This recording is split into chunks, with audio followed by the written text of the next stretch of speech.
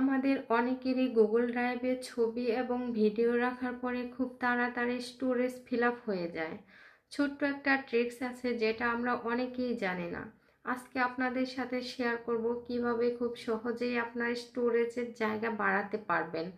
আমাদের গুগল ড্রাইভের 50% স্টোরেজ আমরা বাড়াতে পারবো এবং কোনো ধরনের ফাইল ডিলিট করা ছাড়াই।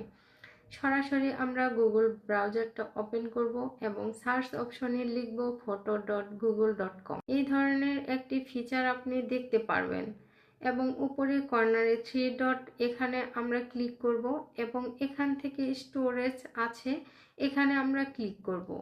এবার একটু নিচের দিকে স্ক্রল করব এবং একটি অপশন দেখব রিকভার স্টোরেজ। এখানে একটি অপশন আছে লার্ন মোর, এখানে আমরা ক্লিক করব। এবার এই অপশনটিতে ক্লিক দেওয়ার পরে নিচে যেগুলো বাটন আছে এই বাটনের উপর আমরা ক্লিক করব।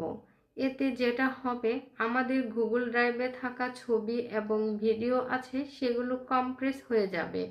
এর ফলে আমাদের গুগল ড্রাইভে কিছু স্পেস খালি হবে এবং আমরা নতুনভাবে আবার ফাইল অ্যাড করতে পারবো।